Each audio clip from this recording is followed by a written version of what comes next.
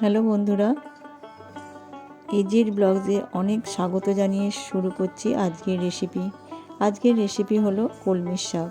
কিন্তু আমি কিভাবে তৈরি করি এই কলমির শাকটাকে। কলমির শাকটা প্রথমে আমি কুচি কুচি করে ভালোভাবে কেটে নিয়ে ধুয়ে নিয়েছি, দিয়ে জলটা ঝরিয়ে নিয়েছি। এরপর আমি একটা কড়াই গরম করতে দিলাম গ্যাসের ওপরে।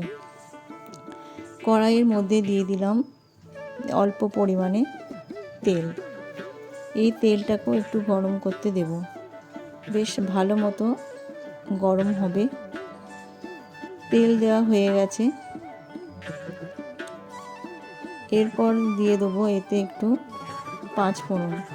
এই পাঁচফোড়নটা দিলে শাকটা খুব সুন্দর টেস্ট হয়, খুব সুন্দর খেতে হয়। আর দিয়ে দেবো একটা কাঁচা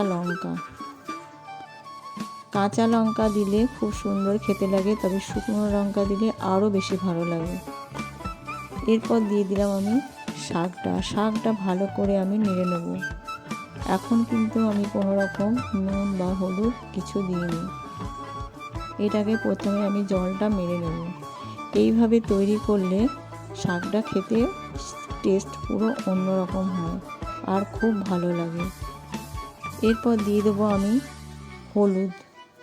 হলুদটাও দিয়ে দিলাম। তারপর দিয়ে দেবো আমি একটু নুন।